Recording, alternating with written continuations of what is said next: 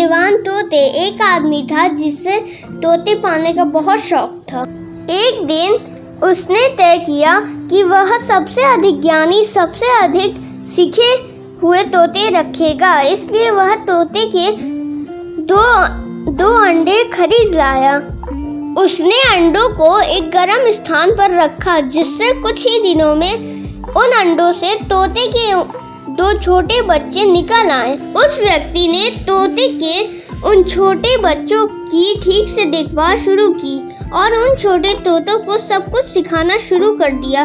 जो कुछ भी वह जानता था, उसने उसको विज्ञान और इतिहास के बारे में सिखाया। वह उसको संगीत भी सुनाता था, जिससे दोनों छोटे तोते मस्त होकर सुनते थे। जैसे जैसे वे तोते बड़े होते गए, उसने उसको तमाम बड़ी बड़ी जटिल ज्ञान की बातें सिखाई। यहाँ तक कि वे दोनों नौजवान तोते बने। तब तक बहुत कुछ सीखकर खूब ज्ञानी बन चुके थे। वे तोते बीथोवेन की सिम्फनी बड़े मजे से सुनाते थे। उन्हें न्यूटन के गति के नियम याद थे और बाकी भी हर तरह के कठिन से कठिन सूत्र उन्हें याद थे। एक दिन वह व्यक्ति मर गया। अब तो घर में वे दोनों तोते अकेले रह गए।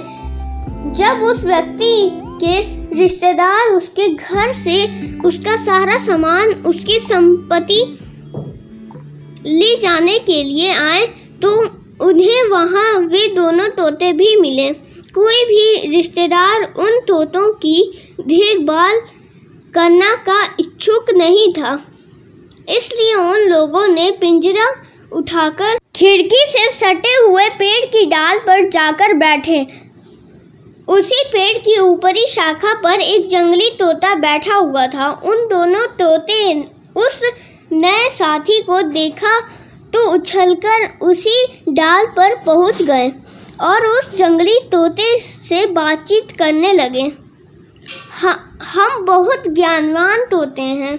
हम विज्ञान, साहित्य और संगीत के बारे में बहुत कुछ जानते हैं। वे बोले। जंगली तोता स्वाभाविक रूप से दोनों से बहुत प्रभावित हुआ।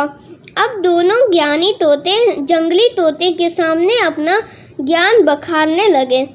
उसे कविताएं सुनाई, विज्ञान के सूत्र सुनाए और भी बहुत कुछ सुनाए। दोनों तोतों के ज्ञान और योग्यता को देखकर जंगली तोते पर उनकी धाक जम गई थी।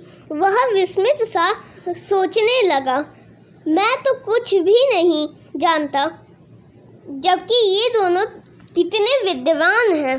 जब दोनों विद्वान तोते सिम्फनी सुनाने में मस्त थे, जंगली तोते की नज़र पेड़ की जड़ की ओर गई और उसने देखा वहाँ एक खतरनाक बिल्ली थी, जो उनकी ताक में धीरे से पेड़ पर चढ़ रही थी। खतरे से इतना नज़दीक भांपकर जंगली तोते ने उन 2 विद्वान तोतों से पूछा, क्या तुम उड़ना जानते हो? बिल्कुल, हमें मालूम है।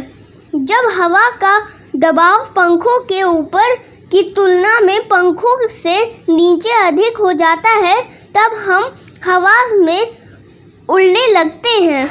विद्वान तोते गर्व से बोले, अरे नहीं, थ्योरी नहीं, मेरा मतलब है कि क्या तुम लोग वास्तव में उड़ सकते हो? जंगली तोते ने चिंतित स्वर में पूछा, नहीं, वास्तव में उड़ना तो हमें नहीं जानते, लेकिन हम इतना कुछ जानते हैं, हमें इतना ज्ञान है कि इतनी छोटी सी चीज न जानने से कोई फर्क नहीं पड़ता। दोनों विद्वान तोतों ने जवाब दिया। जंगली तोते ने अपने पंख फैलाए और पेड़ की डाल से उड़ गया। जैसे ही वह उड़ा, उसने उन दोनों विद्वान तोतों से कहा, वास्तव में तुम बहुत विद्वान हो, लेकिन एक चीज जो तुम्हें सचमुच में जाननी चाहिए थी, वही तुम नहीं जानते। भगवान तुम्हारी रक्षा करे। जरा याद करिए, जब आप साइकिल चलाना सीख रहे थे, पैडल पैडल पैडल, बिल्कुल सामने नजर रखो और अपना बैलेंस बनाने की कोशिश करो। जो भी आपको साइकिल चलाना सिखा रहा होता वो कुछ ऐसी ही सलाह देता था ना, लेकिन सारी बात याद रखने के बावजूद भी परिणाम क्या होता था? हमेशा धड़ाम, बार बार गिरना। लेकिन ऐसे ही एक दिन आपने इसे सीख लिया। आपने संतुलन बनाना सीख लिया।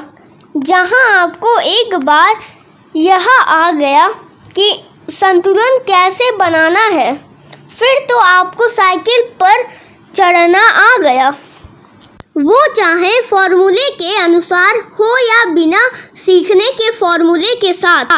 तोतों की यह कहानी और साइकिल का उदाहरण शैक्षिक जानकारी और व्यवहारिक जानकारी के अंतर को स्पष्ट करते हैं।